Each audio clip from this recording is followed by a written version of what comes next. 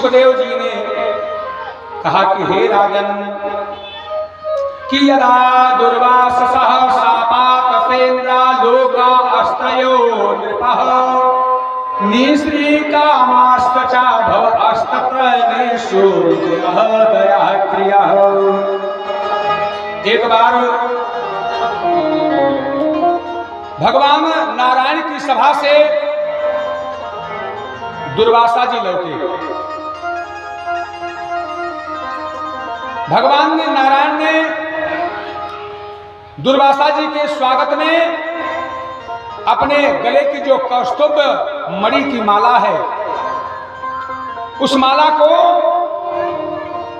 प्रसन्न होकर के दुर्वासा ऋषि के गले में पहना दिया। भगवान नारायण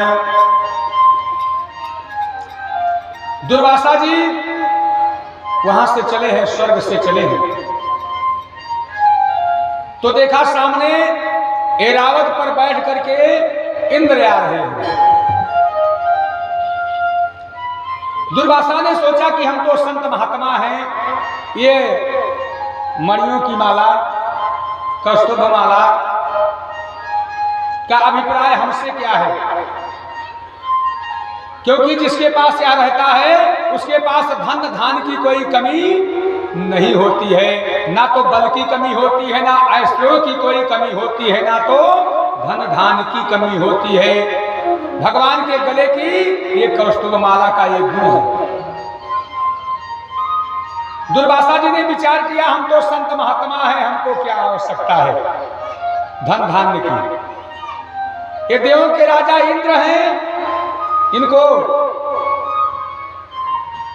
प्रजाओं का पालन करना है, इसलिए उनको अधिकारी मानते हुए दुर्वासा जी ने वो भगवान ने जो गले में माला पहनाया है वह इंद्र के गले में इंद्र के स्वागत के लिए पहना दिया। अब जब दुर्वासा जी ने इंद्र को पहनाया है, इंद्र कहाँ देवताओं के राजा हैं, हाँ, ये छोटे मोटे संत महात्माओं के गले की माला, भला मैं राजा, मैं देवताओं का राजा इंद्र। अब इनका साहस देखिए, इस ऋषि का साहस देखिए, ये छोटा मुनि ये अपने को देवता समझ रहा है, हमसे बड़ा समझ रहा है, ये हमारा ये स्वागत करेंगे, ये ऋषि स्वागत करेंगे। अहंकार के वशीभूत होकर के जो दुर्वासा ने देवराज को माला पहनाया है उसने ऐरावत के गले में डाल दिया। अब ऐरावत को भी अपने बल पर बड़ा अभिमान है कि हम भी देवताओं के राजा इंद्र के वाहन हैं, हम कहां किसी से कमजोर हैं। वो भी अहंकार के वशीभूत होकर के उस माला को अपने गले से सूंड से निकाल करके तोड़ते हुए, पैरों से कुचलते हुए आगे को बढ़ गया है। अब दुर्वासा जी सब देख रहे हैं, क्रोधित हो गए, श्राप दे दिया कि तुमको इंद्रासन का ये पद प्राप्त हो गया है। भगवान नारायण की कृपा से, उनकी सहायता से तुमको क्या राजा बना दिया है देवताओं का।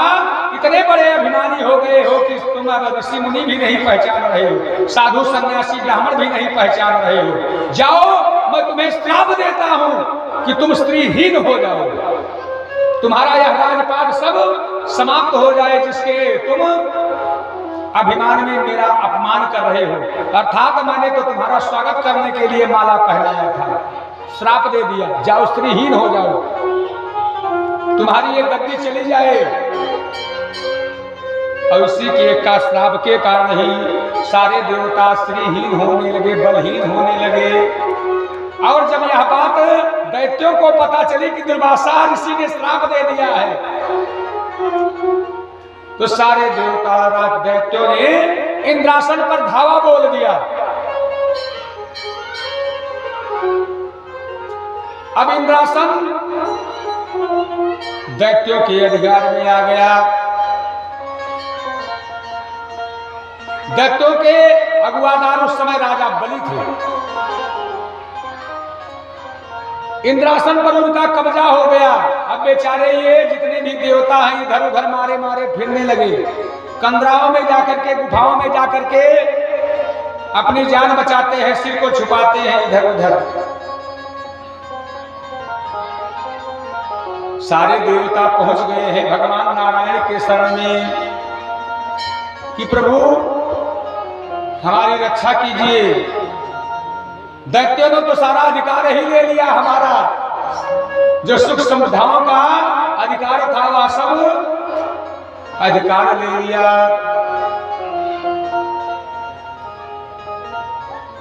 भगवान ब्रह्मा के पास गए सारे देवता लोग। भगवान ब्रह्मा से जब विनय किया, भगवान ब्रह्मा कहने लगे कि तुम देवता संसारी मनुष्यों के भांति जरा से पद को पाकर के अभिमान के भस्मीभूत हो जाते हो। अगर तुम्हारा स्वागत करने के लिए माला पहनाया ही था तो क्या जरूरत थी उनका अपमान करने के लिए।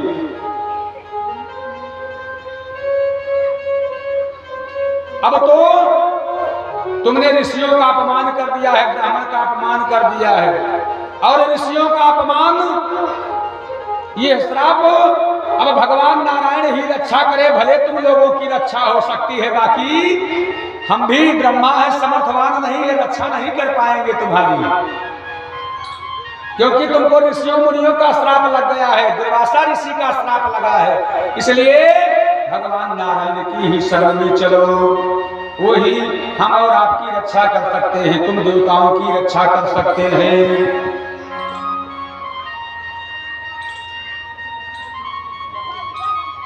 सारे देवता भगवान नारायण से पुकार करते हैं कि प्रभु त्राहि माम, दैत्यों से हमारी रक्षा कीजिए। देवताओं के प्रार्थना पर भगवान नारायण प्रकट हुए अपने चतुर्भुजी रूप में।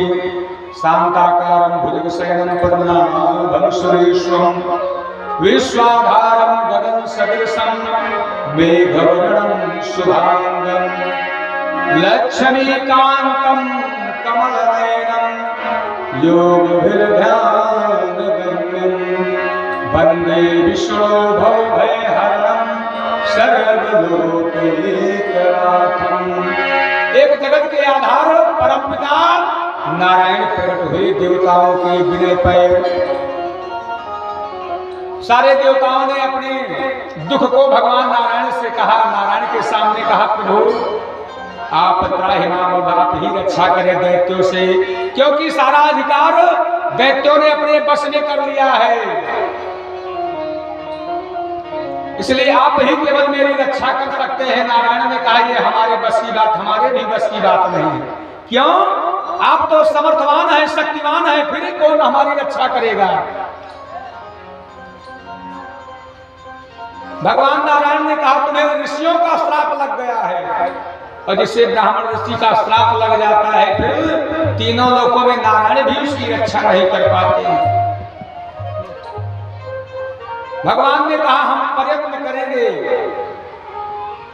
लेकिन ये कहो कि तुम्हारी सीधे सीधे मैं रक्षा कर सकूं, दैत्यों का मुकाबला कर सकूं, तो इस समय मुझे भी भय है कि हो सकता है कि मैं भी दैत्यों से पराजित ना हो जाऊं, क्योंकि तुम लोगों को ऋषियों का श्राप लगा है श्रीहीन हो जाओ, तो उसी देवता की श्रेणी में मैं भी हूं।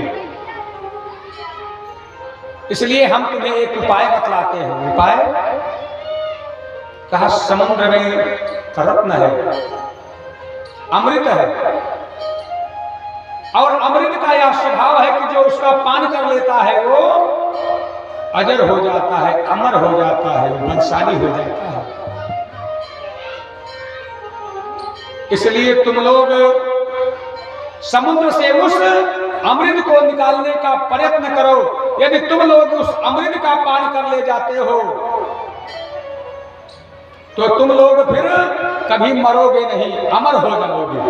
फिर दैत्यों का कोई अस्त्र शस्त्र तुम पर प्रहार नहीं कर पाएगा और तुम जीत जाओगे, क्योंकि अमृत का स्वभाव है, बलशाली बना देता है, अजर बना देता है, अमर बना देता है। अर्थात अजर की वह शरीर कभी बूढ़ी नहीं होती है जो अमृत का पान कर लेती है।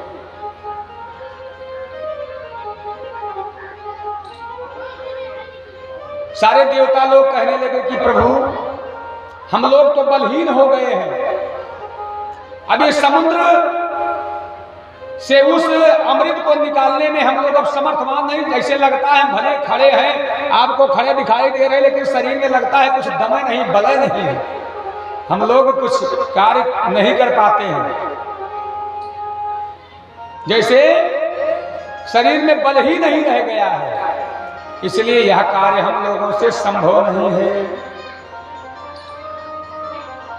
भगवान नारायण ने कहा तो कोई बात नहीं है, दैत्यों को अपने पक्ष में कर लो। अरे काम पड़ने पर शत्रु को भी अपना मित्र बना लेना चाहिए। भले ही काम निकल जाने पर आप उसे धोखा दे दो। जैसे कि भगवान नारायण ने बतलाया है कि किसी मदारी के पिटारी में एक सांप पहले से ही था, संजोग बस एक चूहा भी उसमें जा घुसा। चूहे के भयभीत होने पर सांप ने उस चूहे से कहा, भैया तुम समर्थवान हो। एक पिटारी में एक सांप बेचारा गिर गया था, निकल नहीं पा रहा था। इतने में कहीं से उछलता कूदता हुआ एक चूहा भी उसमें आकर के गिर पड़ा। अब चूहा ने जैसे सांप को देखा, बेचारे की सिट्टी पुट्टी गुम की, अभी हमको यह निगल जाएगा। सर्प ने कहा, भैया चूहा है, आप डरो मत, ऐसा कुछ उपाय करो कि जिससे तुम भी निकल जाओ और मैं भी निकल जाऊं। तुम सामर्थ्यवान हो, इसलिए तुम इस पिटारी में अपने दांतों से छेद बनाओ और तुम भी उसी रास्ते से निकल जाना, मैं भी उसी रास्ते से निकल जाऊंगा। हम दोनों भाग निकलेंगे। पहले सांप के इस बात पर चूहे को विश्वास नहीं हुआ, परंतु बार बार विश्वास दिलाया है सर्प ने कि आप चिंता ना करो, अरे विश्वास करो हम पर। अब बेचारा चूहे ने उसमें छेद बना दिया, पिटारी में जैसे छेद बनाया, निकलने का रास्ता बनाया, सर्प ने टप से उसे तुरंत पकड़ लिया कि मैं बहुत दिनों से भूखा भी यहां बैठा था, इसलिए अब तुम्हारी हमें कोई आवश्यकता नहीं है, अब तो रास्ता बन गया, हम निकल जाएंगे। और वह पिटारी से उसको निगल भी लिया और निकल भी गया, निगल भी लिया और निकल भी गया। इसी तरह से भगवान ने समझाया है देवताओं को कि तुम जाकर के दैत्यों से संधि कर लो, वो तो बलशाली है, दैत्य बलशाली है। तुम लोग भले ही कम बल वाले हो, स्त्रीहीन हो गए हो श्राप के द्वारा, इसलिए देवताओं से संधि कर लो, उसी में भलाई है तुम्हारी, क्योंकि श्राप लगा है, कोई और रक्षा कर नहीं पाएगा।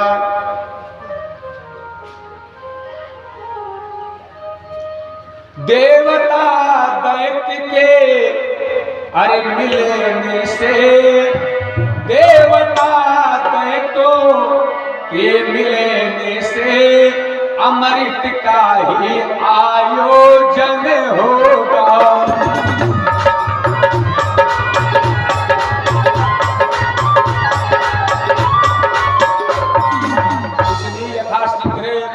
बिना तुम उनके सहायता के कुछ कर भी नहीं पाओगे, इसलिए जितनी जल्दी हो जाओ गिड़गिड़ाओ, उन्हीं से सहायता मांगो। बेचारे डरते हुए इंद्र पहुंच गए हैं दैत्यों के सरदार अगुआदार राजा बलि के पास में। कहा, भैया ये मारपीट लड़ाई झगड़ा में क्या रखा है, हम और आप दोनों भाई हैं। ये दैत्य और देवता एक पिता की ही संतानें हैं, पिता एक है, माताएं केवल दो हैं, अदिति और दिति। प्रथम दिवस की कथा में हमने आपको बतलाया था, कश्यप की दो पत्नियां थीं, अदिति और दिति। आदिति से जितने संतानों ने जन्म लिया वह दैत्य, और दिति के द्वारा ये सारे देवता और दैत्य में अंतर क्या होता है? ये तो केवल कल्पनाएं हैं कि उनके सींग होती है, ये है भयानक रूप दिखाया जाता है। अंतर केवल विचार का होता है। जो अधर्म का पालन करे, जो अधर्म का सहायता करे, जो अधर्मियों का साथ दे, जो धर्म की मर्यादा का पालन ना करे, अपना मनमाना कार्य करे, नीति के वचनों पर ना चलने वाला हो, हमेशा अमर्यादित कार्य करता हो, वही राक्षस है, वही दैत्य है। और जो धर्म की मर्यादा का पालन करने वाला हो, सदा दूसरों की परोपकार में लगा रहने वाला हो, सुसेवा करने वाला है, वही देव है। पहुंच गए हैं सारे देवता। भैया हम और आप तो भाई भाई हैं, ये लड़ाई झगड़ा में क्या रखा है? इस समुद्र में हमने सुना है अमृत है, अमृत। अगर उसको निकाल लिया जाए अमृत, और हम और आप दोनों पी लें, पान कर लें, तो फिर ये ना तो जरा आएगी अर्थात बुढ़ापा आएगा, ना रूप सौंदर्य में कोई कमी आएगी, और ना ये बल कभी थकने वाला होगा। देव राक्षस दैत्यों ने कहा सच कह रहे हो? बिल्कुल सच कह रहा हूं, नारायण ने बतलाया है। इसलिए हम लोग संधि कर लेते हैं, मित्रता कर लेते हैं, और उससे जो अमृत निकलेगा, प्रकट होगा, वह सब हम आपस में आधा आधा बांट लेंगे। मेहनत बराबर की करेंगे, और जो उससे निकलेगा, फल निकलेगा, उससे हम आधा आधा बांट लेंगे। परिश्रम दोनों का बराबर होगा। मान गए दैत्य, तुरंत ही मान गए, क्योंकि बल पर अभिमान था। कहा कोई बात नहीं है, चलो बिल्कुल समुद्र का मंथन कर देंगे। लेकिन इस मंथन के लिए ये नेति और रस्सी का कार्य कैसे होगा? कोई हाथ हिलाने से थोड़े निकलने वाला है। दही से मक्खन निकालने के लिए तो उसके लिए कुछ औजार तो होना चाहिए। उसके लिए गए हैं बासुकीनाग के पास में, और बासुकीनाग से प्रार्थना करते हैं कि तेनागराज सफल भागेन वासुकिं परप्रिय गिरोधस्मिन् नेत्रमब्धि मुदातितः।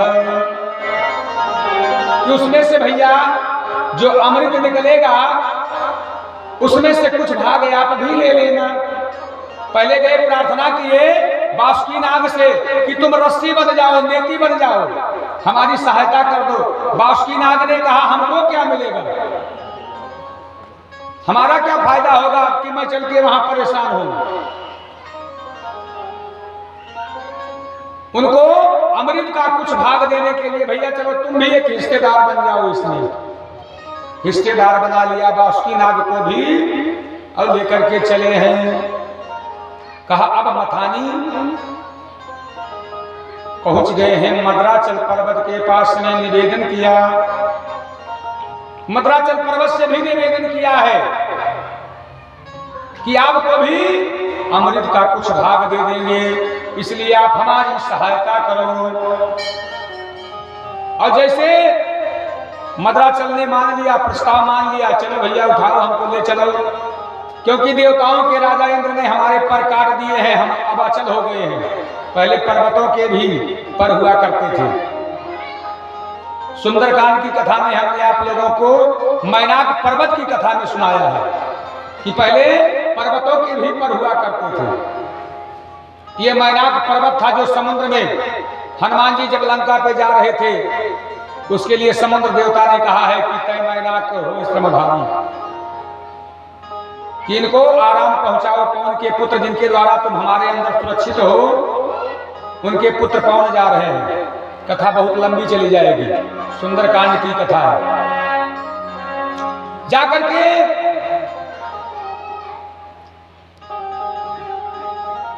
मद्राचल पर्वत से प्रार्थना किया है, उन्होंने विनय मान लिया है कि लेकिन भैया वो हमारा पहले का तो पर है नहीं, इसलिए आप लोगों को ही उठा करके लेके चलना पड़ेगा। अब सारे देवता और दैत्य मिलकर के उस मद्राचल पर्वत को उठा करके कुछ ही दूर चले थे और उसका इतना भार था कि सहन नहीं कर पाए, लेकर के गिर पड़े। अब उसमें बहुत सारे दैत्य, बहुत सारे देवता उसके नीचे दब करके मर गए, निराश हो गए कि अब इसको कौन वहां ले चल के डालेगा, और जब तक इसको डालेंगे नहीं तो मथेगा कौन, मथाने का कार्य कैसे होगा। अब बेचारे सारे देवता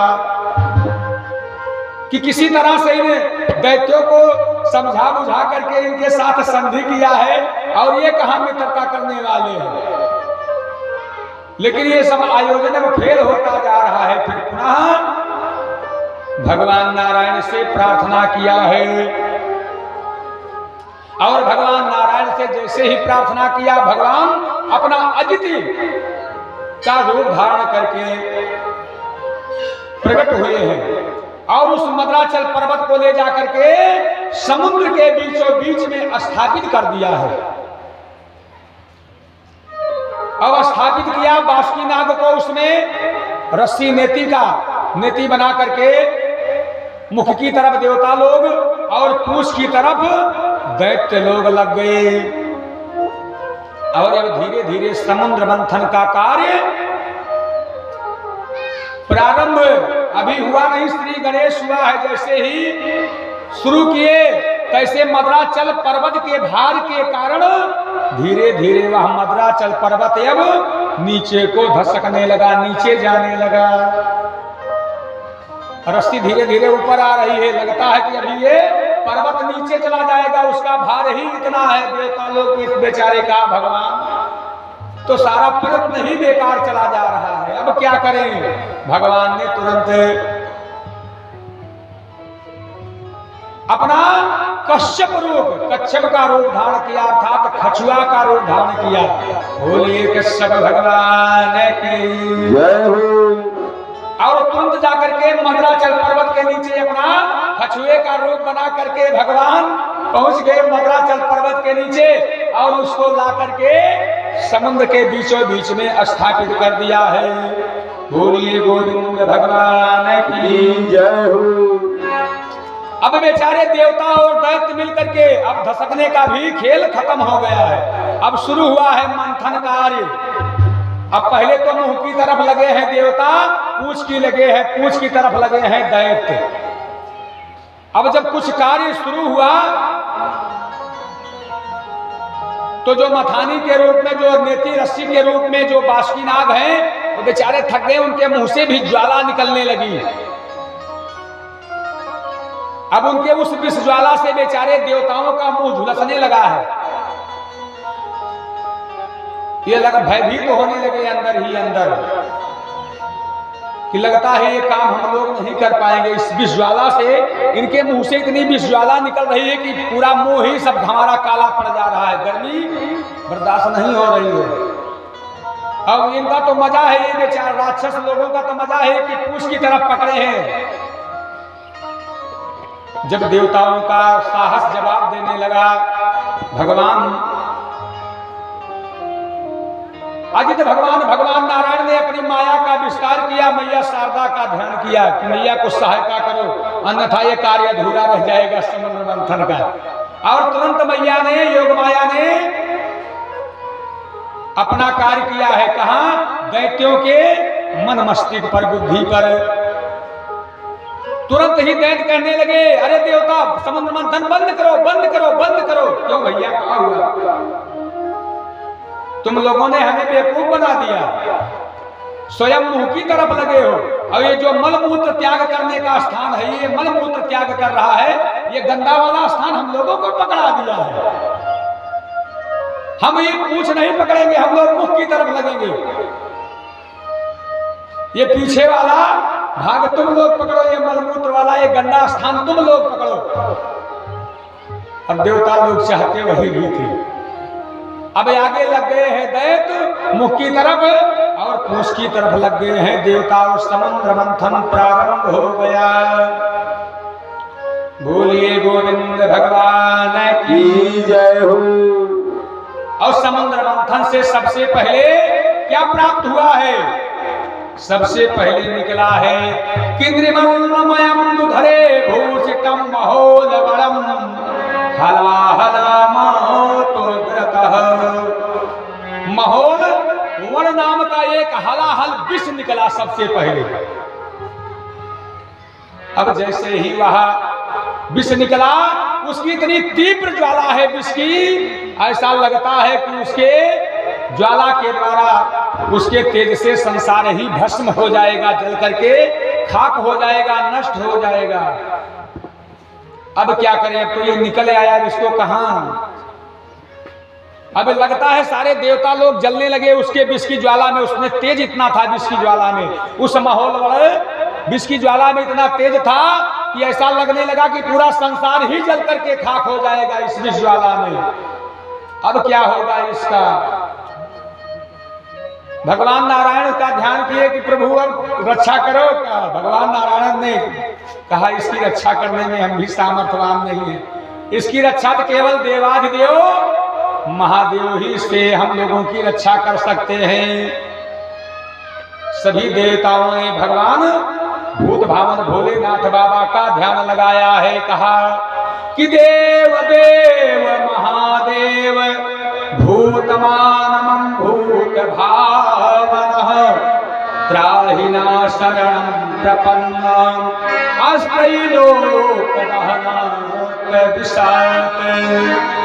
कि हे देवाधिदेव महादेव, हे भोलेनाथ, आप प्रकट हो, इस विष से हम संसारवासी संसार की रक्षा करें, अन्यथा संसार तो जल करके इसकी ज्वाला में नष्ट ही हो जाएगा। अगर पहले जानते तो ये कार्य ही नहीं करते, कम से कम छिप करके तो बैठे थे, जान तो बची थी। ऐसा लगता है कि अब ये इसकी ज्वाला में सब भस्म ही हो जाएगा, सारा खेल खत्म ही हो जाएगा। सारे देवता देवाधिदेव महादेव से उस विष ज्वाला से बचने के लिए पुकार करते हैं।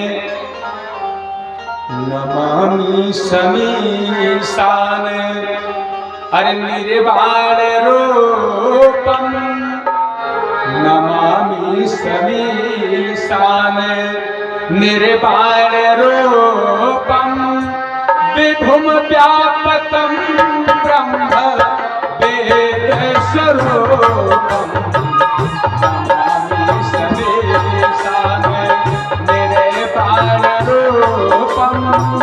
विभुम व्यापकं ब्रह्म वेद स्वरूपं निजं निर्गुणं कल्पमनिरेहं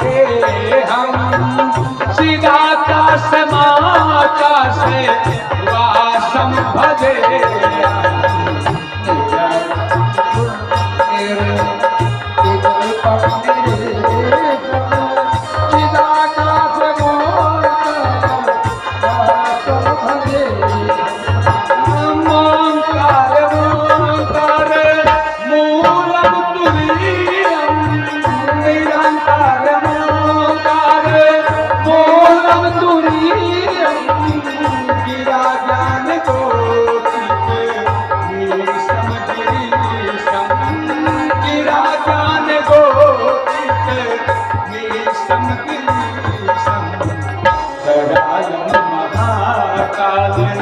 कालम कालम कालम महाकाल कालम कालम गुणागार संसार कारम न तो गुणागार संसार कारम न तो हम।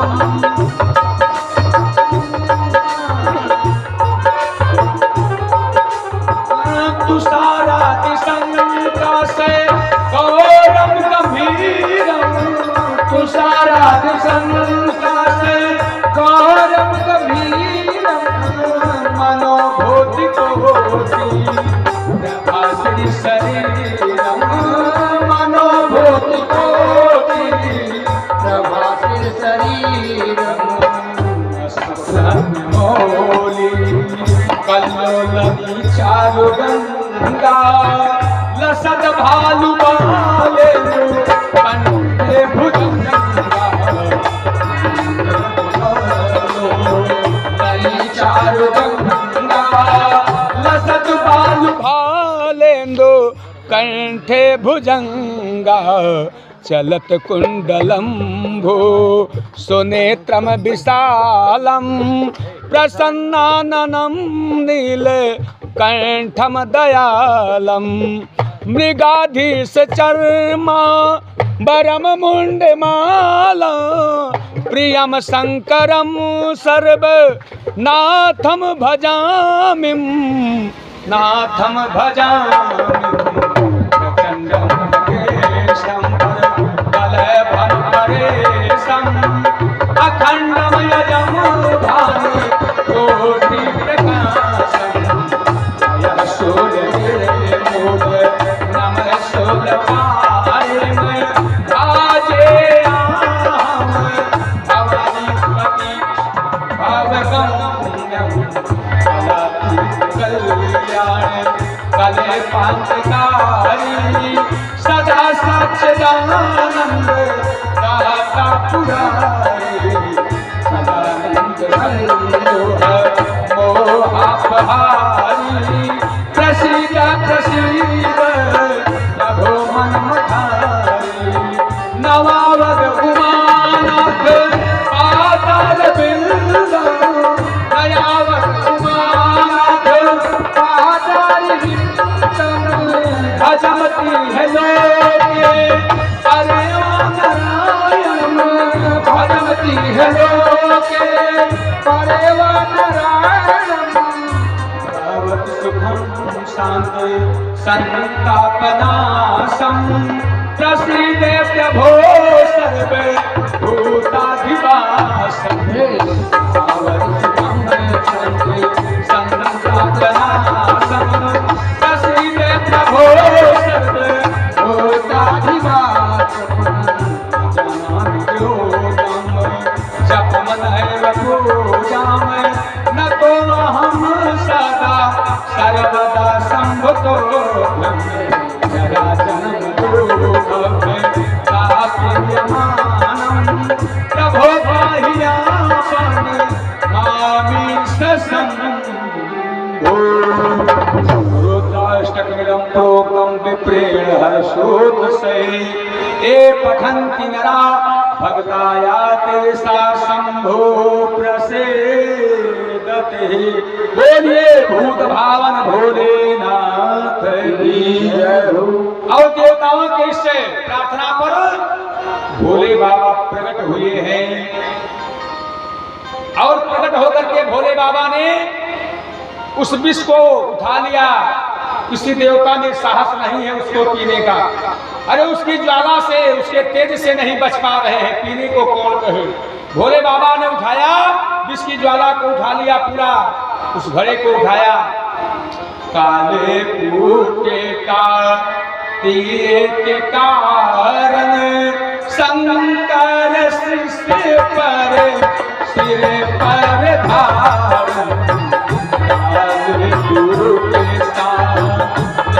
के कारण शंकर शीश को सिर पर धारण। भोले बाबा ने उस विष पात्र को उठाया और उसका पान कर गए और ले जाकर के उसे अपने कंठों पर रख लिए। ऊपर से गंगा मैया और मस्तक पर चंद्रमा को धारण कर लिया। ये दोनों मिलकर के भोले बाबा के उस विष की ज्वाला की शीतलता को पहुंचाने लगे। चंद्र को माथे पर हर धारण करके, चंद्र को माथे पर धारण करे, उस विष की ज्वाला बुझाने लगे।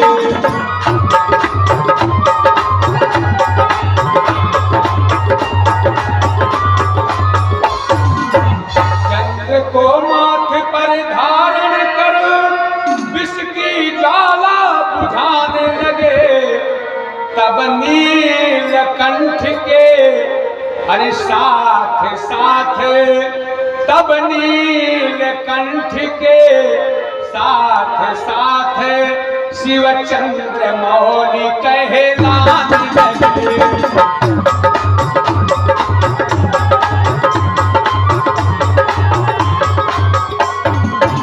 अर्थात उस दिन द्वितीया की तिथि है, चंद्रमा निकले हैं, उसकी ज्वाला को शांत करने के लिए भोले बाबा ने चंद्रमा को अपने मस्तक पे धारण कर लिया है।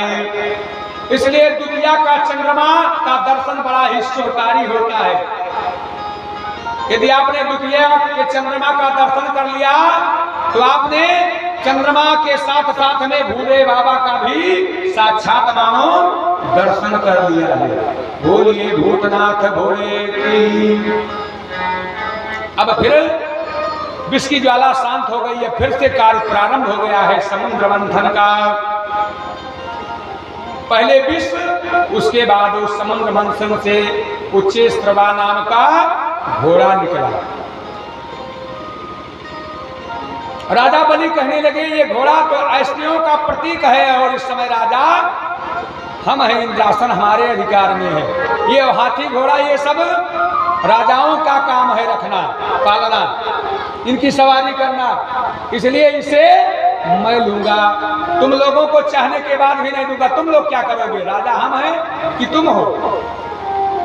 ये राजा हाथी घोड़ा ये सब राजाओं महाराजाओं को शोभा देता है, इसलिए उच्चेस्त्रवा घोड़ा स्वयं रख लिए। कहा भैया लेकिन नियम तो ये है कि आधा आधा बांटेंगे। तो ठीक है, अब ये जो उच्चेस्त्रवा घोड़ा निकला है बिल्कुल सफेद रंग का है, अपने टापों का बेग देता हुआ उसके उस चाल पर मोहित हो गए हैं। कौन? दैत्यों के अगुआ राजा बलि। कहा इसे तो बिल्कुल नहीं देंगे, चलो इसके बाद जो निकलेगा वो आप ले जाना, बराबर बराबर बढ़ता रहेगा। उसके बाद फिर मंथन प्रारंभ हुआ। उससे क्या निकला? ऐरावत,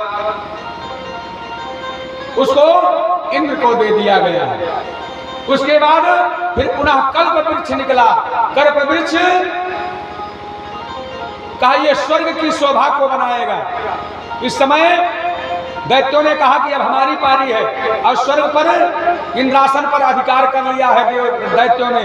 कहा ये ले जाकर के हम लोग इसे कल्प वृक्ष को वहां स्थापित करेंगे, स्वर्ग में स्थापित करेंगे। ले जाकर के कल्प वृक्ष को स्वर्ग में स्थापित कर दिया।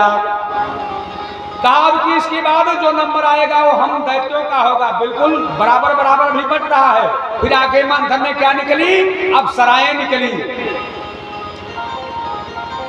इंद्र ने कहा कि हम लोगों की बारी है, सो अप्सराएं इंद्र को प्राप्त हो गई। इसलिए वहां स्वर्ग में इंद्र बैठे होते हैं, अप्सराएं नृत्य गान करती रहती हैं। अब इसके बाद फिर समुद्र मंथन हुआ तो क्या निकला? एक सुंदर वरमाला लिए हुए, लाल वस्त्रों, लाल वर्ण को पहने हुए, सुंदर रूप वाली प्रकटीय सिंधु से अरे लक्ष्मी अमाई। प्रगटीय सिंधु से लक्ष्मी माई। स्वर्ण पटे पूर्वाई। प्रगटीय सिंधु से लक्ष्मी माई। शरण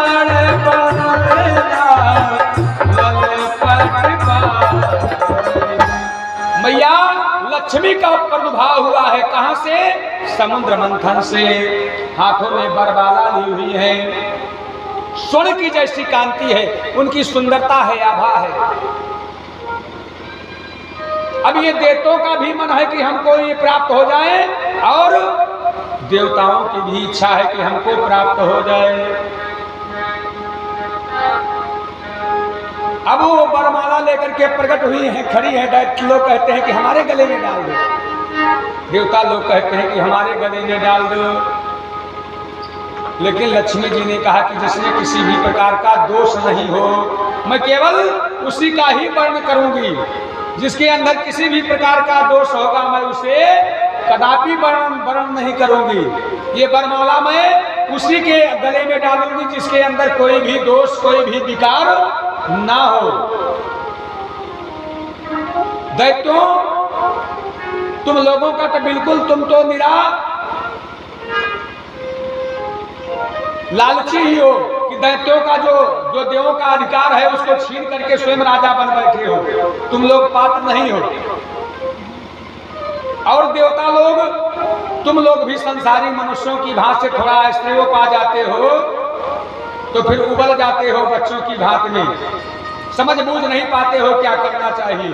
इसलिए माता लक्ष्मी देखा कि भगवान नारायण जो सभी दोषों से युक्त है, भगवान नारायण के गले में वह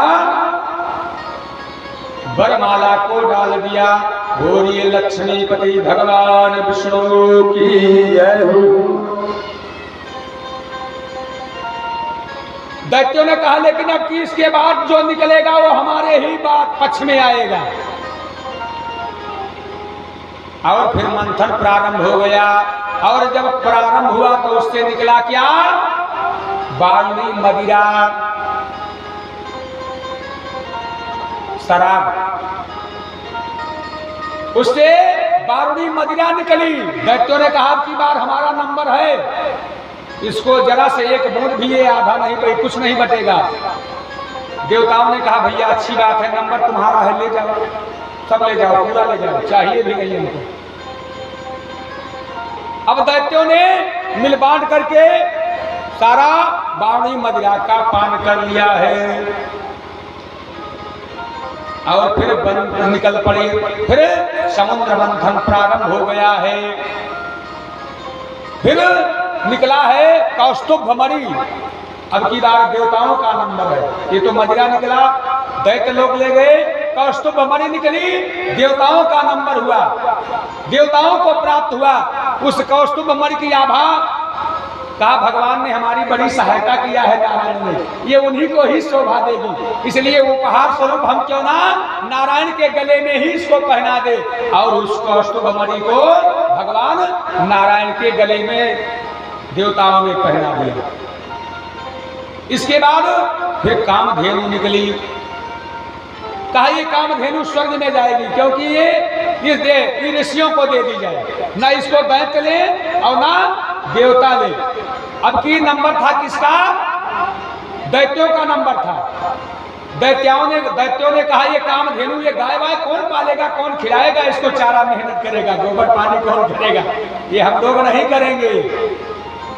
ये गाय की सेवा, दैत्यों ने कहा हम गाय की सेवा नहीं करेंगे, हमारे बस की बात नहीं, ले जाओ इसको, जिसको देना है अपना बांट लो, चाहे देवता लोग अपने पास रखो और चाहे किसी को इसे दान करो, हम लोगों को नहीं, हमारे बस की बात है।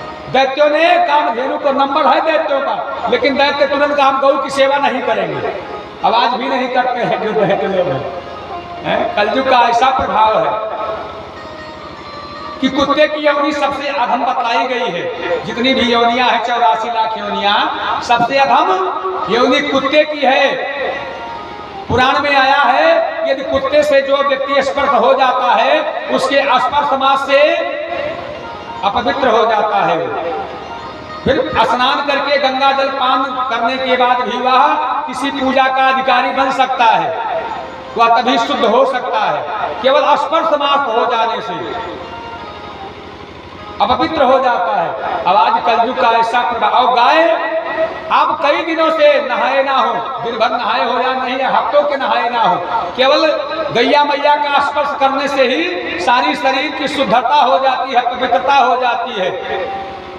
ठंडी के दिनों की सुविधा बतला दे रहा हूँ आप लोगों को। बहुत लोग ऐसे हैं कि ठंडी के दिनों में महीनों निकाल देते हैं, भैया बहुत जाड़ लगता है, और किसी दिन वही इकट्ठे खिचड़ी को नहाएंगे, और उस दिन बदली हो गया तो वो भी चला गया, फिर मकर को नहाएंगे।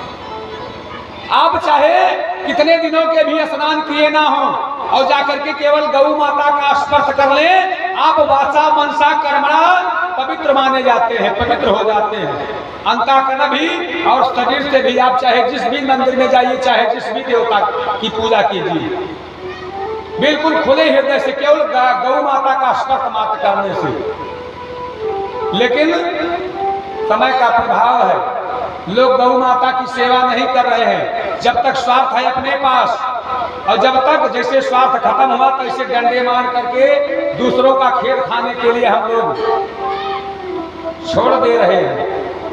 और कुत्ता जो इतना अधम है कि मात्र स्पर्श हो जाने से, छू जाने से हम लोग अपवित्र हो जाते हैं, उसको अपने बेड पे बढ़िया गोदी में बिठा करके टहल रहे हैं, अपने ऐसे अपनी संपत्ता को दिखा रहे हैं कि हम कुत्ता पाले हैं, ये विलायती कुत्ता है। अरे चाहे विलायती हो चाहे वो देसी हो, कुत्ता तो कुत्ता ही है, बिल्कुल कदापि नहीं। ऐसा नहीं है कि जीवों पर दया करना चाहिए, उसको आप खिलाएं दीजिए, पिला दीजिए, सब कुछ कीजिए, कोई जरूरी नहीं कि उसको गोद में ही लेकर के अपने बेड पर ही रखा जाए। पालना है आप पाल लीजिए, जीवों पर दया करना चाहिए। इसका विरोध नहीं है कि आपने कुत्ता पाला है तो आज से आप पालना, उसको रोटी देना बंद कर दें। रोटी दीजिए, उसका सेवा कीजिए, आप पालिए, लेकिन ये जरूरी भी नहीं कि उसको आप गोद में लेकर के अपने बेड पे उसको लेकर के। हमने बहुत जगह विरोध भी किया, हरिद्वार में कई जगह, यहाँ शहरों में लोग ज्यादा पालते हैं, हमने कई घरों में, वहाँ कई जजमान बन गए थे, हमने कई घरों में विरोध किया, 2-4 घर से तो हटवा भी दिया। अरे महाराज ये वहाँ से मंगवाए हैं, इंग्लैंड का कुत्ता है, ये वहाँ जर्मनी का है, जर्मन है, ये नस्ल है, वो नस्ल है। और 2-4 लोगों से तो झगड़ा भी करना पड़ा, विरोध भी करने पर भी हमने कहा पालो, जो तुम्हारी इच्छा है वही करो। 100 नंबर तो है दैत्यों का गाय जो कामधेनु निकली है, लेकिन दैत्यों ने कहा हम इसे नहीं पालेंगे, इसे नहीं लेंगे, ले जाओ। अब आज भी नहीं पाल रहे हैं, कुत्ता पाल लेते हैं, लेकिन गौ माता की सेवा हम लोग नहीं कर पाते हैं। जब दैत्यों ने लेने से मना कर दिया, पारी दैत्यों की थी, तो देवताओं ने उसको कहा कि ये यज्ञ की सामग्री देने वाली है। यज्ञ में क्या लगता है? दूध लगता है भगवान को चढ़ाने के लिए, घी लगता है, और वो दूध घी कहाँ से प्राप्त होता है? दही दूध घी कहाँ से प्राप्त होता है? यज्ञ पूजा में तो गैया मैया से प्राप्त होता है। अब भैंस का दूध चाहे कितना बढ़िया हो, अच्छा ज्यादा बढ़िया भैंस का ही दूध हम लोग मानते हैं, ज्यादा गाढ़ा होता है, पौष्टिक कहते ज्यादा होता है, लेकिन बुद्धि विवेक और पूजा में आपके बुद्धि का वर्धन करने में सहायक गैया मैया का ही दूध है। भैंस का दूध पिएंगे तो बुद्धि भी भैंस जैसी हो जाएगी। ये कहावत है नहीं, भैंस के आगे बीन बजाओ भैंस खड़ी कर रहा। और गाय बहुत बुद्धिमान जीव होती है, वह सब हमारे सभी हाव भाव को समझती है। अगर हम बचपन से आप किसी भी आप परीक्षण भी कर लीजिए, जिसको किसी बच्चे पर आप परीक्षण कर सकते हैं, माता का दूध और गाय का दूध आप उसको पिलाते हैं, उसके बुद्धि में और भैंस के दूध पीने वाले के दोनों में परिवर्तन हो जाएगा, जमीन और आसमान का परिवर्तन होगा। परीक्षण करना होगा तो आप लोग कर लीजिएगा।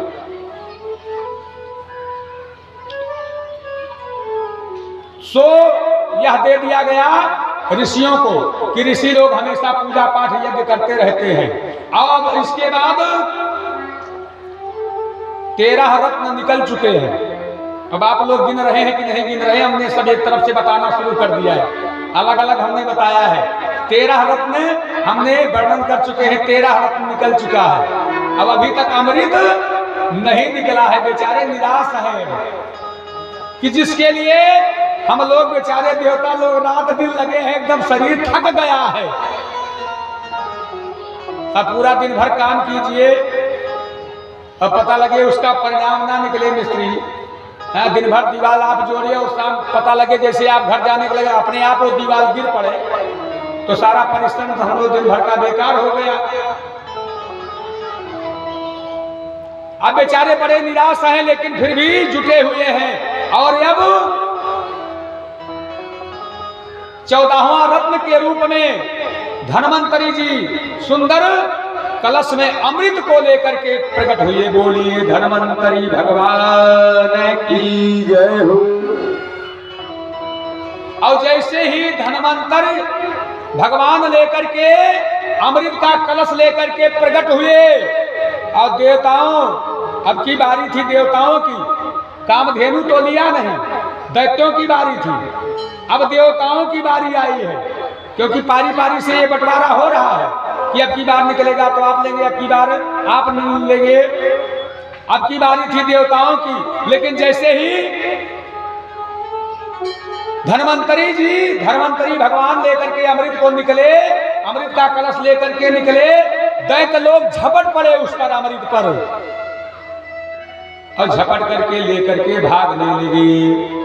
लेकर कलश चहुँ दिस भागे, लेकर कलश चहुँ दिस भागे, दूध गिरी हरि द्वार प्रयागी, कलश चहुँ दिस भागे, दूध गिरी हरि द्वार प्रयागी। अब देवता लोग बेचारे धनवंतरी बेचारे लेकर के निकले, ताकते ही रह गए, झपट करके छीन लिया हाथ से और लेकर के भागने लगे आपस में ही। अब दूसरा दैत्य भी उसके पीछे, अरे भैया कहाँ लेकर भाग रहे हो, हमको तो पिला दो। अब किसी को नहीं, जो ज्यादा बलशाली है जिसके हाथ में आ जाता है वो दूसरे अपने भाई को, अपने ही सगे भाई को, अर्थात दैत्यों में ही खींचा, आपस में ही खींचातानी होने लगी। अब सब ये सोचने लगे कि हमको मिल जाए, हम पी लें, हम अजर अमर हो जाए। अब अपने भाई को भी भूल गए हैं, अब देवताओं को देने की कौन कहे। देवता भी पीछे पीछे भाग रहे हैं, अरे भैया हम लोगों का ये शर्त हुआ है कि आधा आधा बटेगा, ये आधा आधा बटेगा। कुछ नहीं, अब तो आपस में ही नहीं पट रही है, दैत्यों में ही नहीं पट रही देवता बेचारे। फिर शांत मार करके बैठ गए। अब लेकर के उसे आपस में छीना झपटी दैत्यों के बीच में होने लगा कि पहले मैं पीऊंगा, पहले मैं पीऊंगा। लेकर के उसको भागने लगे। अब वो भरा हुआ अमृत का कलश, अब वो भागने के कारण छलकने लगा। उसकी कुछ बूंदें कहाँ कहाँ गिरी हैं, हरिद्वार में गिर गई, प्रयाग में बूंद गिर गई, उज्जैनी नासिक हरिन तीर्थन में, उज्जैनी में गिरी और नासिक इन 4 जगह पर गिरी है। इसलिए उस अमृत की बूंद गिरने के कारण हर 12 वर्षों के बाद ये कुंभ का ये जो मेला लगता है, कुंभ का स्नान मेला लगता है, उसी अमृत के बूंद के गिरने के कारण हरिद्वार प्रयाग में, तीर्थराज प्रयाग इलाहाबाद में भी, अरे तो तीर्थराज प्रयाग हो गया है, जिला भी प्रयाग हो गया, नाम तो पूरा बदल ही गया है। और उज्जैनी में और नासिक में इन 12 वर्षों के बाद एक बार ये महाकुंभ का आयोजन होता है, महाकुंभ का पावन पर्व होता है, इसी अमृत के बूंद के गिरने के कारण। अब देवताओं में वो देवता बेचारे शांत मार के बैठ गए कि जब इन्हीं में नहीं पट रही है, अब इनके सामने तो हमारी पहले भी नहीं चलती थी, अब आज क्या करेंगे। पहले तो कुछ दूर भागे, लेकिन फिर शांत होकर के बैठ गए और भगवान नारायण का ध्यान करने लगे कि भगवान नारायण आपने तो ही कहा था कि समुद्र मंथन से अमृत निकलेगा, वो आप लोग पी लेंगे तो अमर हो जाएंगे, दैत्यों पर विजय प्राप्त कर लेंगे। लेकिन यहाँ तो सारा उल्टा पड़ गया। अब हम लोग क्या करें, पहले से ही निर्बल हैं, अब लगता है और निर्बल तो हो जाएंगे। अब ये देवता तो हमको मार ही डालेंगे, दैत्य हमको मार ही डालेंगे, अब तो ये अमर हो जाएंगे और हम पहले से ही श्रीहीन हो गए हैं दुर्वासा ऋषि के श्राप के कारण। अब हमारा क्या होगा। भगवान नारायण अंतर्यामी ने कहा कुछ नहीं होगा, तुम लोगों का कल्याण होगा। और भगवान ने तुरंत ही अपनी माया के द्वारा कहा देवताओं आप चिंता मत करो, मैं आपका कल्याण करने आ रहा हूँ। मोहनी रूपे अरे अजित निधारू मोहिनी भगवान की। और भगवान तक से नारी बन गए हैं, अपना मोहिनी का रूप बना लिया है। मोहिनी का अर्थ है कि जो देखता है वही मोहित हो जाता है। इतना सुंदर रूप बनाया, इतना सुंदर रूप बनाया है कि उनके उस तिरछे चितवन से, उनके उन नजरों से जिसको एक बार देख लेते हैं वो बेचारा उनका ही हो जाता है, मोहिनी भगवान का हो जाता है, अपना सुध बुद्धि खो देता है। उनकी उस भाव भंगिमा पर जिसकी बार एक बार देख लिया सो उनके उस रूप का वह दीवाना ही हो जाता है। मोहनी रूप अरे अजीत निधारू देखी दया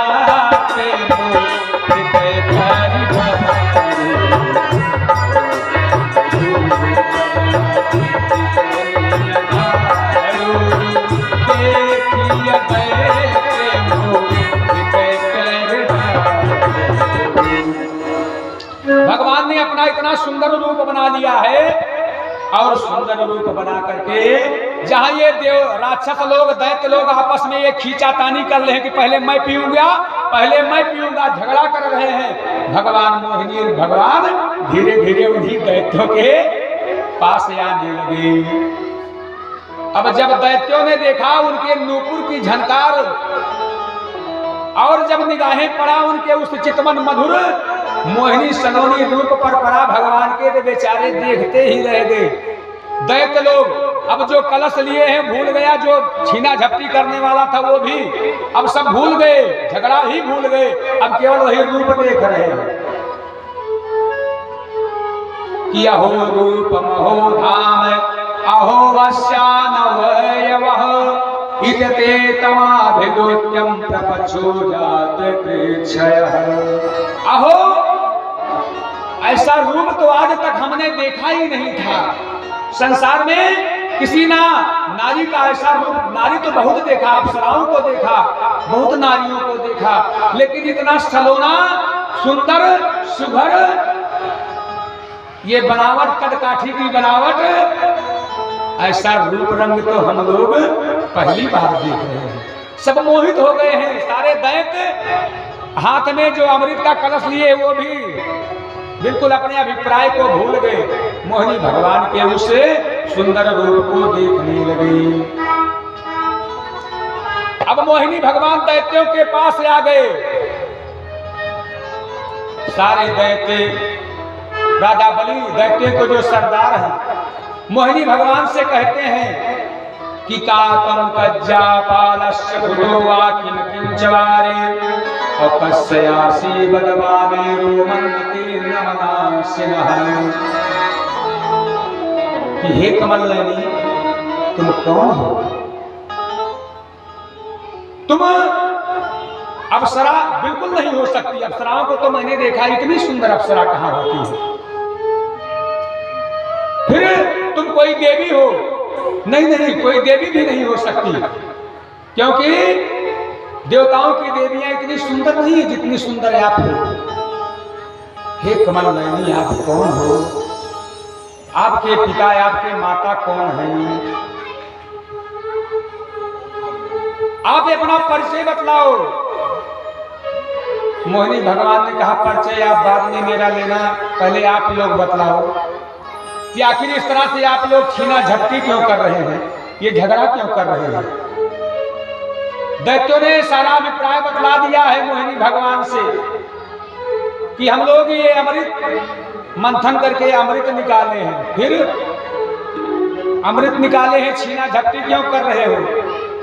छीना झपटी पीने के लिए कर रहे हैं, हम आपस में कर रहे थे, लेकिन जब से तुम्हारे इस रूप को देखा है तब से भूल ही गए हैं। इस तुम्हारे रूप के आगे अमृत मानो फीका पड़ गया है, ये पानी के समान हमको दिखाई दे रहा है।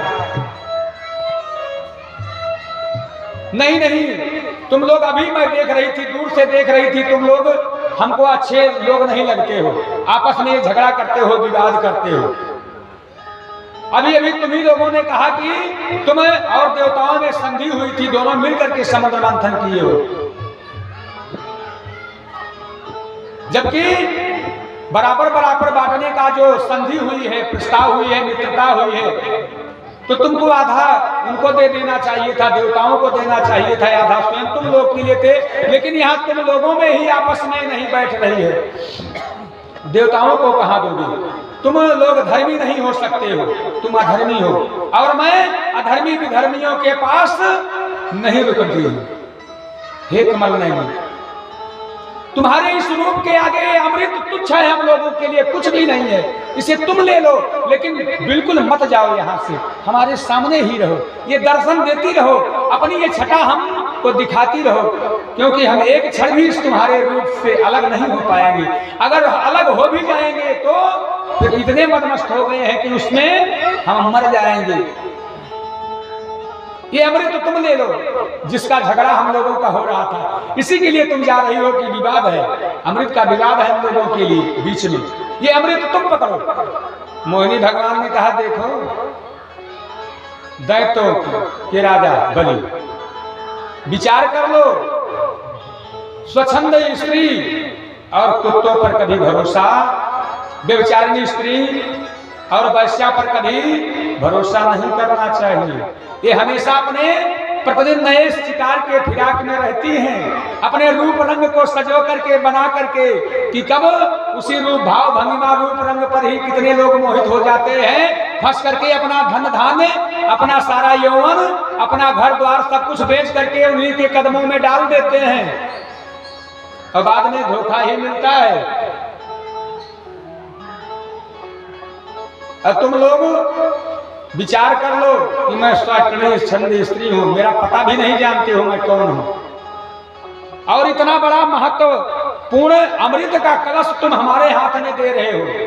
कहा हमको कुछ नहीं विचार करना है। व्यक्तियों ने कहा कुछ विचार नहीं करना है, मैं तो तुम्हारे इस रूप में ही मदमस्त हो गया हूं कि कुछ और हमको अच्छा ही नहीं लगता है, कोई और बात हमको सुनना ही नहीं है।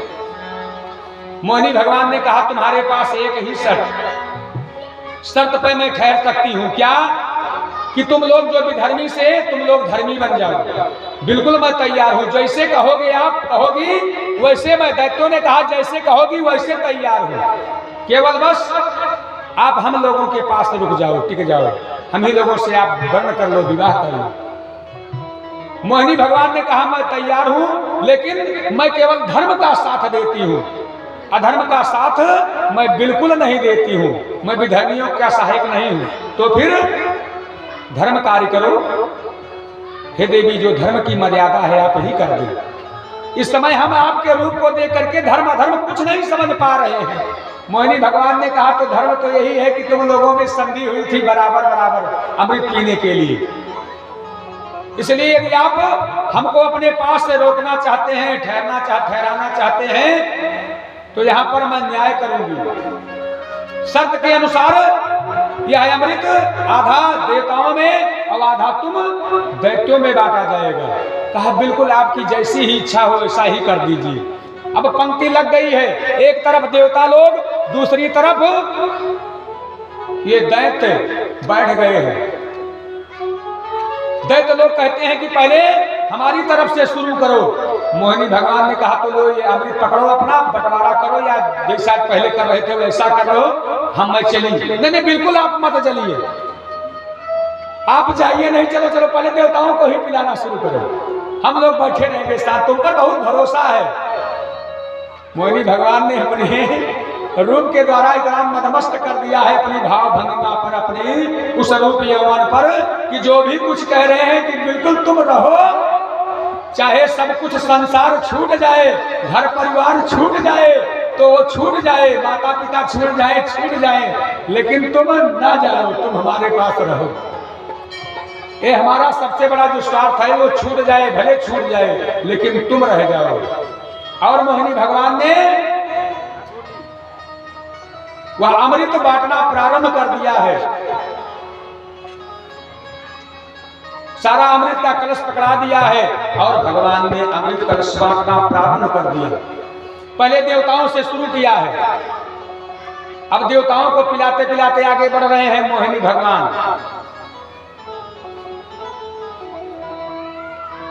अब स्वरभानु नाम का एक दैत्य वो देख रहा है, तो उसको ये लगने लगा पंक्ति के एकदम अंतिम छोर तक पहुंच गए हैं मोहिनी भगवान। वो देख रहा है कि अमृत कलश का मुख धीरे धीरे ये नीचे को जा रहा है, लगता है ये समाप्त होने वाला है। ये मोहिनी मोह करके हम लोगों को बेवकूफ बना रही है। पहले घड़ा यो होता है, जब उसमें भरा होता है तो जब गिराते हैं तो धीरे धीरे जब ऐसे खाली होता है, धीरे धीरे मुंह भी उसका नीचे होते जाता है। स्वरभानु वहीं से, बाकी तो सारे दैत्य उसके बस केवल रूप को देख रहे हैं, लेकिन स्वरभानु उस घड़े पर उसकी निगाह गई, जब देखा तो घड़ा एकदम अंतिम छोर तक पहुंच रहा है। दो चार लोग और बैठे हैं बस, और बाकी देखा कि अब उसको ये लगने लगा कि इसमें शायद आखिरी तक इसमें कुछ बचेगा, एक बूंद भी नहीं बचेगा, सारा गिर ही जाएगा। तो जान गया कि सारा ये उन्हीं को पिला देगी, इसलिए वो स्वरभानु नाम का दैत्य जाकर के सूर्य और चंद्रमा के बीच में बैठ गया। और जैसे ही सूर्य चंद्रमा के बीच में बैठा। तैसे चंद्रमा चले आए, उसके किनारे बैठ गए। अब अमृत का जैसे ही पान किए, वह सर्वभानु भगवान मोहिनी भगवान समझ ना पाए कि यह कोई दैत्य है या देवता ही है। और जैसे ही वह अमृत पान किया, उसके कंठ तक ही अमृत गया था। वही आखिरी घड़े का आखिरी बूंद था, कंठ तक ही गया था। उसके देख लिया सूर्य और चंद्रमा ने उसके रूप को देख लिया। अरे ये तो दैत्यों में से हम लोगों देवताओं के बीच में आ गया। और भगवान का ध्यान करने लगे, मोहिनी भगवान का ध्यान करने लगे, क्योंकि देवता तो पहले समझ गए थे, उन्हीं के सामने तो प्रकट ही हुए हैं। अरे नारायण, ये आप क्या कर रही? तो दैत्य है, इसको अगर एक भी दैत्य को आपने पाल दिया तो हम लोगों के रास्ते का एक कांटा बन जाएगा। भगवान ने, नारायण मोहिनी भगवान ने देखा, अरे ये तो सर्वभानु आकर के बीच में बैठ गया। तुरंत भगवान मोहिनी रूप को छोड़ करके अपने रूप में प्रकट हो गए और उसके चक्र सुदर्शन से उसके धड़ को अलग कर दिया। अब अमृत तो पान कर लिया है, अमृत का स्वभाव है अमर बना देना।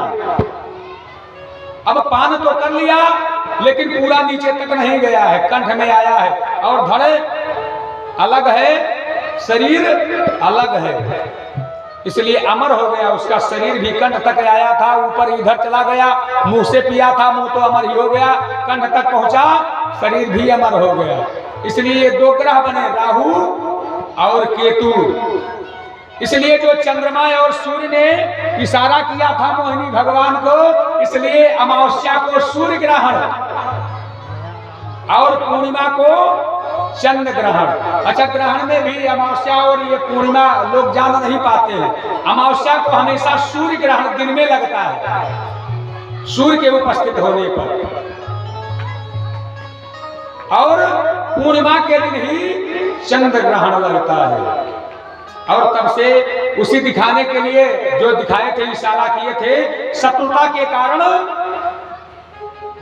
ये सूर्य ग्रहण और चंद्र ग्रहण, राहु और केतु बारी बारी इनको सूर्य और चंद्रमा को डसते हैं, इसलिए सूर्य ग्रहण और चंद्र ग्रहण होता है। बोलिए गोविंद भगवान की जय हो। और इधर जैसे ही देखा, दैत्यों ने देखा कि भगवान मोहिनी रूप को छोड़ करके मोहिनी रूप पर ही फिदा थे, दीवाना थे। भगवान ने अपना मोहिनी का रूप बदल दिया है और अपने जब चतुर्भुज रूप में आ गए, सारे दैत्य कहे तो धोखा हो गया हम लोगों के साथ में। फिर भिड़ गए, देवता और दानव दोनों आपस में युद्ध करने लगे, भिड़ गए। आदिवासुर संग्राम या भारी, आदिवासुर संग्राम भारी, मरे या दयत कछु राहे पुकारी। आदिवासुर संग्राम भारी, मारे दयत कछु राहे पुकारी। और उस समुद्र के किनारे देवताओं और दानवों में युद्ध, भयानक युद्ध छिड़ गया है, जिसका नाम पड़ा देवासुर संग्राम। अर्थात देव और असुर मिलकर के उस लड़ाई को लड़े। अब तो अमृत पी लिए हैं, अमृत पान करने के कारण देवता तो अब बलशाली हो ही गए, अमृत का स्वभाव है, अजर हो गए, अमर हो गए हैं। अब बेचारे सारे दैत्यों का विनाश कर दिया है, मार दिया है।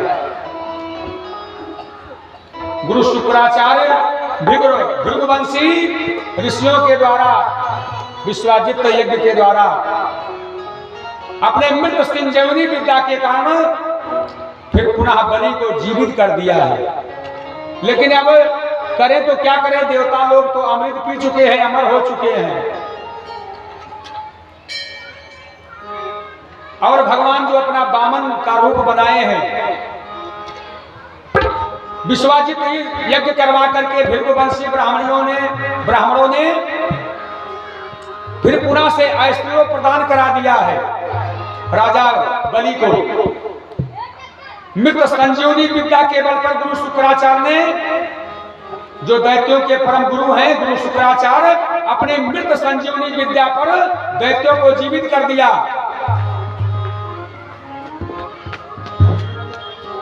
और भृगुवंशी ब्राह्मणों के द्वारा यज्ञ करा करके इंद्र के समान ऐश्वर्यशाली बना दिया। पुनः ब्राह्मणों के कृपा से, यज्ञ की कृपा से दैत्य और राजा बलि, दैत्यों का राजा बलि पुनः भले अमर ना हो लेकिन बलशाली बन गया यज्ञ करने के कारण, पूजा के कारण। और उसी के द्वारा ही भगवान को अपना वामन का रूप अवतार ग्रहण करना पड़ा। अब वामन भगवान के अवतार की कथा को, रात्रि की कथा में समय को देखते हुए, यहीं पर कथा को विराम करते हुए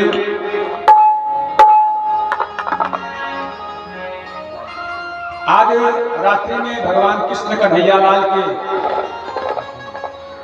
जन्मोत्सव, वामन भगवान के जन्मोत्सव, जो कृष्ण कन्हैया लाल के सुंदर जन्मोत्सव की पावन गाथा, पावन कथा, क्योंकि 2 दिन बचे हैं कथा में, बृहस्पतिवार और शुक्रवार। शनिवार को हम यो भंडारा का कार्यक्रम सुनिश्चित हुआ है। यह कार्यक्रम अवघड़ बाबा, चौधरी बाबा की कृपा और उनकी ही प्रेरणा के द्वारा प्रारंभ हुआ है। पिछले वर्ष इनकी ही इच्छा नहीं हुई, ऐसा प्रयोजन ही हुआ, ऐसा कारण ही बना कि अब करेंगे तब करेंगे, अब करेंगे तब करेंगे। अनंत कथा कहते कहते कथा कहने का यहाँ समय ही नहीं मिला, टाल दिए समय, जबकि इसका भी एक और डेट पड़ा था। लेकिन उसके आगे फिर ये 16 तारीख, 16 मार्च से इसका डेट था, 16 मार्च से फिर ये 30 मार्च का हुआ। और इसमें भी बाधाएं आ रही थी, क्योंकि 29 मार्च तक हम लोग रात्रि में आए हैं पूजा करवा करके। एक महामृत्युंजय आदि यज्ञ अनुष्ठान में थे, 5 ब्राह्मणों को लेकर के रात्रि में आए हैं। कोई व्यवस्था नहीं है, सब बाबा के ऊपर छोड़ दिए हैं कि बाबा तुम जानो, तुम्हारा काम जाने। हमने सोचा कि अगर ये 30 का भी अगर निकल गया डेट तो फिर जून तक, 10 जून तक हमको फिर फुर्सत नहीं है कथा गाने से, मौका नहीं, क्योंकि 9 से नवरात्रि आ जाएगी और उसके बाद फिर 18 से 28 तक लगन आ जाएगा और उसके बाद फिर 10 जून तक कथा, परमानेंट कथा बुक हुई गई है। इसलिए अब यह डेट नहीं टाला जा सकता है।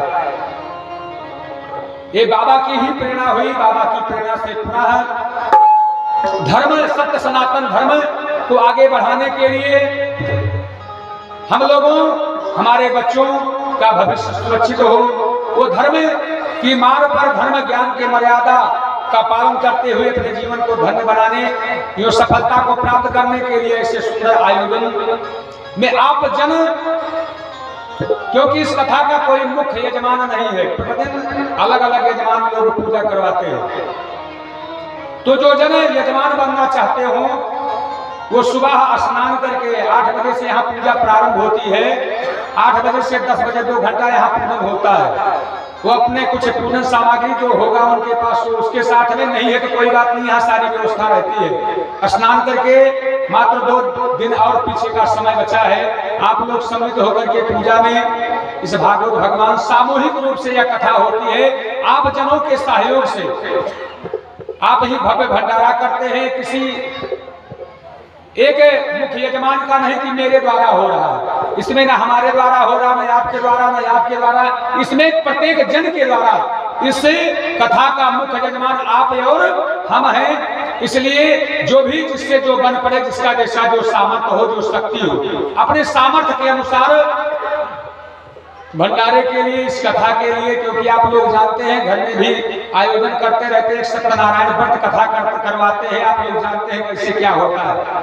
इतना बड़ा आयोजन हो रहा है आपके ही सहयोग से, तो हम चाहेंगे जिसके पास जैसी जो भी व्यवस्था हो, दान की कोई सीमा नहीं बतलाई गई है। दान 1 भी रुपए का होता है, करोड़ों का भी होता, लाख का भी होता, 1000 का होता है। अपने शक्ति सामर्थ्य के अनुसार जो बन पड़े, आप जो भी कुछ करना चाहें जो भी आपकी सामर्थ्य है, जो इच्छा हो, वह आप यहाँ पर अपना नाम अंकित करा सकते हैं। इनको आप महाराज जी यहाँ बैठे रहते हैं, आप अंकित करवाएं और यह सत्य मान करके कि जो आपका दिया हुआ यह दान होगा वह इसी धर्म में ही लगने वाला है।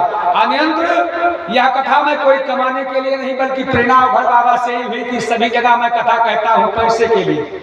ये सच बात है, व्यापार हो गया है। और अगर कहेंगे नहीं पैसा नहीं लेंगे तो काम कैसे चलेगा? ये कथा ही कहते फिरेंगे, पैसा नहीं लेंगे तो फिर हमारा घर परिवार कैसे चलेगा? पत्नी है, बच्चे हैं, सारी व्यवस्थाएं हैं, खर्च है। तो कथा तो हम लोग पैसे के लिए ही करने जाते हैं अनंत, लेकिन यहाँ अवघड़ बाबा चौधरी बाबा पर की साल भर तो हम लोग कमाते ही रहते हैं अनंत। यहाँ ये गांव की बात है, क्षेत्र की बात है। यहाँ जब तक इस शरीर में दम होगा तब तक यह कथा गाई जाएगी। सामर्थ्य नहीं होगा किसी और व्यास के द्वारा यह कथा निरंतर चलती रहे।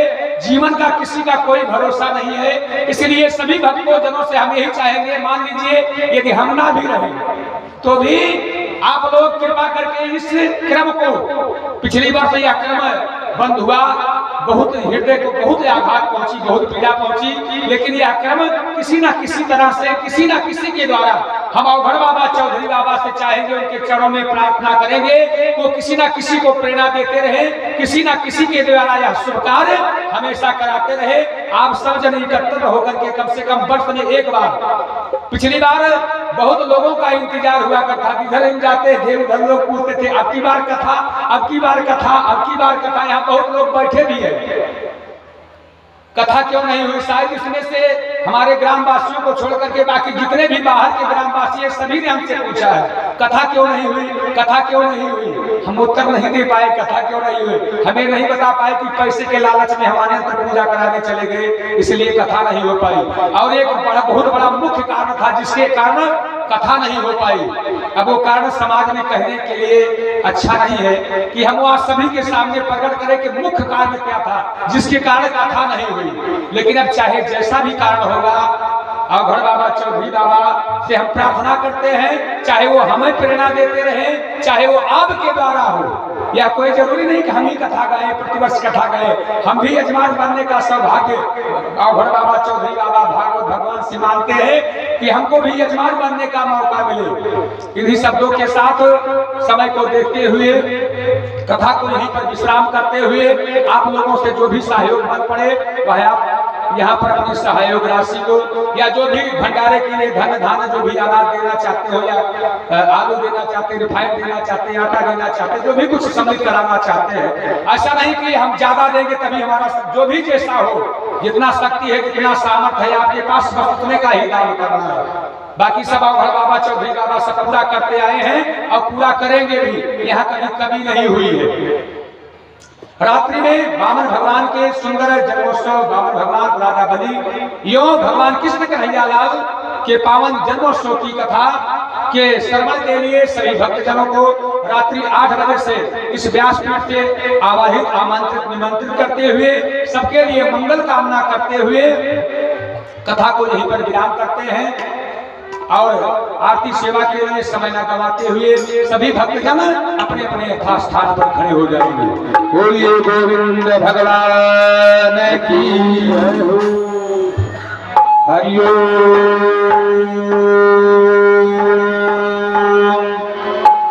चंद्रवामन सूर्य चक्षुः सूर्यो अजायत रोदाय वायुश्च प्राणश्च